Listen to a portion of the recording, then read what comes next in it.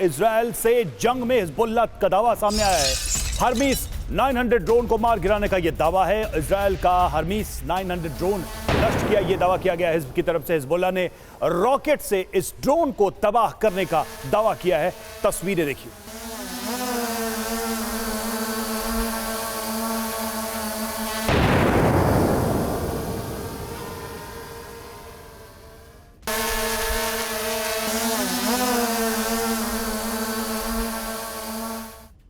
और इजराइल से जंग पर हिजबुल्लाह के दावे को लेकर एक और बड़ी खबर यह है कि खयाम में आईडीएफ का मरकबा टैंक तबाह करने का दावा किया जा रहा है, जहां एक दिन में आईडीएफ के 3 टैंक नष्ट किए गए हैं। ये देखिए तस्वीर। आपको बता दें, पिछले 29 दिन में आईडीएफ के 41 टैंक को तबाह करने का दावा किया जा रहा है।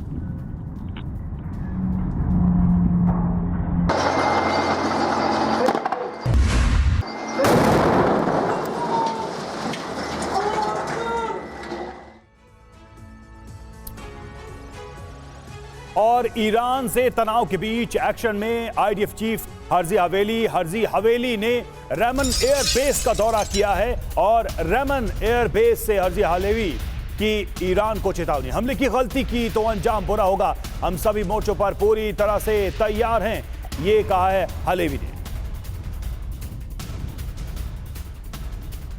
तो लगातार आईडीएफ की तरफ से जिस तरह की चेतावनी ईरान को दी जा रही है, उसी में एक और चेतावनी ये आप जोड़ के देखिए कि अगर दोबारा ईरान ने हमले की गलती की तो इसका गंभीर परिणाम होगा, सभी मोर्चों पर पूरी तैयारी है, आईडीएफ चीफ का बयान।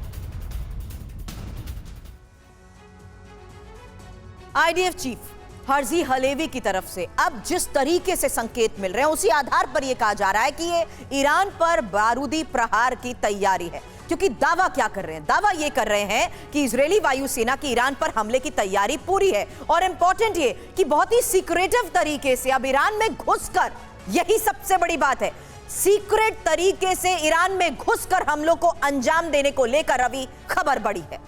बिल्कुल, वजह क्या है? तो आईडीएफ चीफ हर्जी हलेवी ने रेमन एयरबेस का दौरा किया, जिसकी तस्वीरें भी हमने आपको दिखाई, और हलेवी ने एयरफोर्स की जंगी तैयारियों को देखा, परखा कि आगे की क्या तैयारी है। हालांकि उन्होंने यह भी कह दिया कि 26 अक्टूबर का बदला सिर्फ एक ट्रेलर था, आगे पूरी क्षमता के साथ हमलों को अंजाम दिया जाएगा और हम सभी मोर्चों पर जंग के लिए तैयार है। यही वजह है कि अब तैयारी को देखते हुए ये तस्वीरें भी जारी की जा रही हैं, खुद हर्जी हलेवी की, ये देखते हुए कि हमले को लेकर किस तरीके की क्षमता के साथ वो बारूदी प्रहार की ईरान पर तैयारी कर चुके हैं। बिल्कुल संजय मिस्टन सर, जिस तरह से इजरायल ने पिछले दिनों हमला किया, और सबसे बड़ी बात कि इराक और सीरिया और ईरान की वायु सीमा से होते हुए हमला करके सुरक्षित वापस लौटे, ये जो चेतावनियां आती हैं आईडीएफ चीफ की तरफ से या फिर इजरायली एयरफोर्स के हेड की तरफ से, इसको हल्के में तो नहीं लेना चाहिए ईरान को, क्योंकि एग्जाम्पल तो सेट करता ही जा रहा है इजरायल।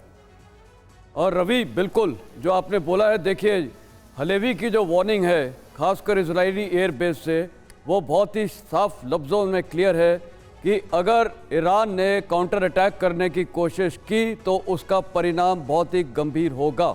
और हमने देखा है, और मैं भी एग्री करता हूं उनके स्टेटमेंट से, कि ये जो पहला हमला हुआ है वो एक ट्रेलर के तौर पे था, और अगला हमला जब इजराइल करेगा तो ईरान को पता है कि उसका परिणाम होगा ईरान की जितनी भी न्यूक्लियर फैसिलिटीज़ हैं और ऑयल फैसिलिटीज़ हैं, रिफाइनरीज हैं और पोर्ट्स हैं, ये सब पे टारगेट किया जाएगा।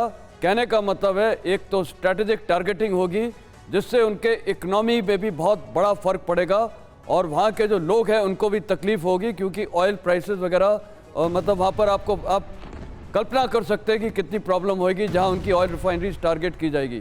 तो ईरान को ये साफ चेतावनी है कि आप काउंटर अटैक नहीं करना, नहीं तो इसका परिणाम बहुत गंभीर होगा।